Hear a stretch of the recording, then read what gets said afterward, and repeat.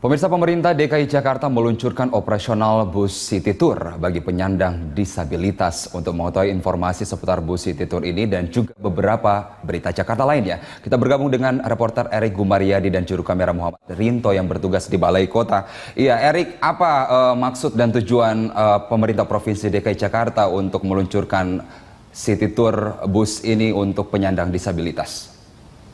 Ya, Carlos, Gubernur DKI Jakarta Basuki Cahayapurnama atau Ahok meluncurkan bus City Tour hasil kerjasama dengan perusahaan swasta. Bus tingkat ini digunakan pertama kali oleh anak-anak penyandang disabilitas dan kanker untuk mengunjungi tempat-tempat wisata yang berada di Jakarta. Ahok berharap nantinya bus-bus tersebut bila sudah bertambah jumlahnya dapat melewati semua stasiun kereta api seperti kawasan Monas, Bundaran HI, Ratu Plaza, dan kawasan di Jakarta lainnya.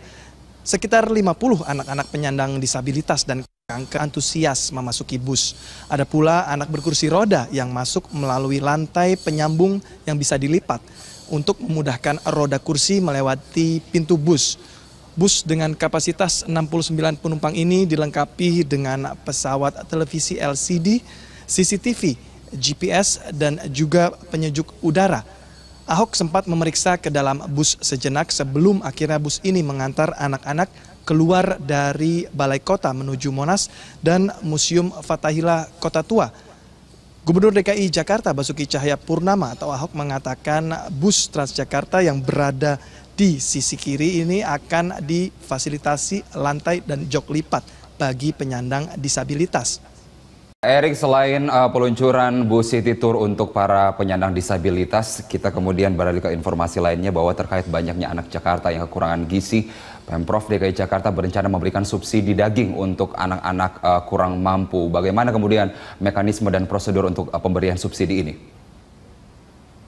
Ya, Carlos, Pemprov DKI Jakarta akan mensubsidi pembelian daging di Jakarta bagi warga yang memiliki kartu Jakarta Pintar. Gubernur DKI Jakarta Basuki Cahayapurnama atau Ahok mengatakan bagi keluarga yang anaknya mempunyai kartu Jakarta Pintar dipastikan akan dapat mencairkannya untuk membeli daging.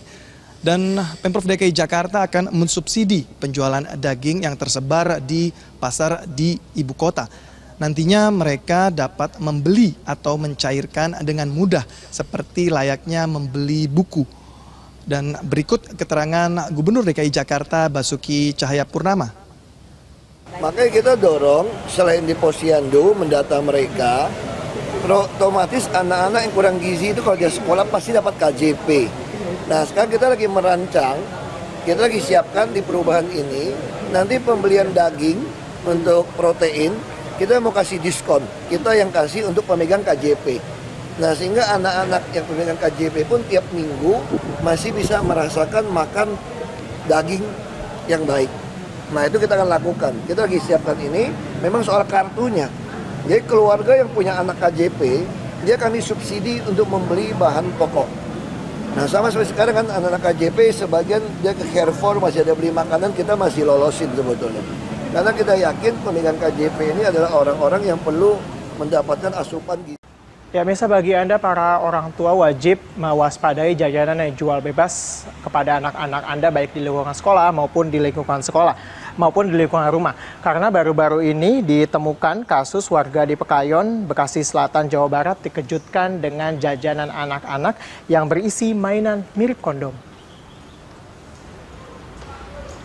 Jajanan anak berisi mainan mirip kondom itu dijual di salah satu warung yang ada di dekat sekolah dasar di wilayah Pekayon. Orang tua yang terkejut langsung melaporkan ke Pusat Pelayanan Terpadu Pemberdayaan Perempuan dan Anak Kota Bekasi dan dilanjutkan ke pihak kepolisian Polsek. Sebelum melaporkan ke polisi, pihak P2TP2A melakukan penyelidikan atas aduan warga tersebut. Dari 30 kemasan, 18 berisi mainan itu dikemas dalam kotak ukuran sedang bermerek Kotak Kado, bertuliskan Boom Seru dan bergambar kartun anak-anak. Atas semua itu, pihak P2TP2A menghimbau seluruh orang tua agar lebih mewaspadai terhadap makanan yang dijajakan di sekitar sekolah. 29 lah, saya lapornya 30 ya. Saya lapornya di sana memang sudah tidak ada lagi. Udah benar-benar dicek apa sebenarnya dan hasilnya juga udah keluar. ternyata kan memang mainan dan itu dianggap sebagai balon. Cuman memang yang kami pertanyakan kan harusnya itu ya tidak layak ada bersama dengan anak-anak. Kalaupun nyambungnya di mana gitu. Pemirsa, Mitra Kukar menang dramatis 2-1 atas Semen Padang dalam laga final Piala Jenderal Sudirman. Mitra Kukar berhasil membawa pulang hadiah sebesar 2,5 miliar rupiah. Setelah kick-off, laga diawali dengan permainan menekan dari Semen Padang. Fendri Mofu dan kawan-kawan tampil agresif. Tekanan Semen Padang berbuah manis saat Fendri Mofu berhasil memanfaatkan umpan silang dari Adi Nugroho pada menit 38. Skor 1-0 untuk Semen Padang. Hasil ini bertahan hingga turun minum. Di babak kedua, Mitra Kukar langsung tampil menekan mengejar ketinggalan. Mitra Kukar berhasil menyamakan kedudukan 1-1 lewat tendangan Rizky Pelu yang gagal diantisipasi Jandi Ake Putra pada menit ke-75. Gol ini memacu semangat anak asuh Jafri Sastra. Kerja keras mereka membawa keunggulan 2-1 lewat terobosan Yogi Rahadian yang berhasil meruntuhkan angan Semen Padang untuk menjadi juara. Skor 2-1 ini bertahan hingga peluit panjang. Pemirsa, saat ini sebanyak 118 ex-Gavatar akan menjalani sejumlah program di Panti Binaan Insan milik Dinas Sosial DKI Jakarta. Berikut laporan Julita Telaun Banua dan juru kamera Ria Nurianingsih. Ada 118 ex-Gavatar yang siang tadi tiba di Panti Binaan Insan Jakarta Timur ini, dan sejak tadi sudah banyak kegiatan yang mereka lakukan. Sebagian besar dari mereka memilih untuk beristirahat setelah melalui perjalanan panjang dari Kalimantan, yaitu perjalanan laut dan juga perjalanan darat. Selain itu juga kegiatan lainnya mereka banyak membongkar barang-barang mereka karena mereka harus menggunakannya selama hidup ataupun tinggal di Panti Binaan ini. Dapat dilihat di belakang saya ini merupakan bantuan yang sejak tadi dibagikan oleh Dinas Sosial DKI Jakarta, yaitu berupa makanan dan juga tadi ada pakaian yang dapat digunakan oleh para ex-Gavatar ini. Selain itu di sini juga masih banyak anak-anak yang memang sejak tadi sudah beraktivitas secara aktif. Tadi anak-anak bermain dengan anak seumuran mereka, di mana di sini anak-anaknya mulai dari usia 6 sampai 10 tahun. Beberapa waktu lalu Kepala Dinas Sosial DKI Jakarta datang ke sini untuk memantau dan juga mengarahkan para ex-Gavatar ini untuk tetap tinggal dan menjalani berbagai program dan juga kegiatan. Di antaranya adalah trauma healing yang didampingi langsung oleh psikolog dari Dinas Sosial DKI Jakarta. Selain itu ada ceramah NKRI. Ini bertujuan untuk dapat menanamkan kembali rasa cinta kepada tanah air. Selain itu ada ceramah keagamaan dan juga konseling lainnya untuk mengurangi dan menetralisir ideologi-ideologi dari Gavatar dan juga ideologi radikal lainnya. Belum dipastikan hingga kapan para ex-Gavatar ini harus tinggal di Panti Binaan Insan ini, dan kemudian apakah mereka harus kembali ke tempat asal mereka, apalagi sebelumnya mereka mengaku enggan untuk kembali ke tempat asal mereka karena takut tidak diterima oleh lingkungan sekitar mereka. Namun putusan ini akan menjadi bagian dari Menteri Sosial nantinya. Namun menurut kepala panti di sini, selama 3 hari mereka harus menjalani program dan juga didampingi secara intensif oleh staf dari Dinas Sosial DKI Jakarta. Julita Telaun Banua, Ria Nurianingsih, Berita 1, Jakarta. Hingga kini polisi terus memburu pelaku yang menaruh sianida dalam kopi yang diminum Mirna. Sejumlah saksi sudah diperiksa penyidik Polda Metro Jaya, termasuk beberapa karyawan kafe dan 2 orang teman Mirna, yaitu Hani dan Jessica Wongso.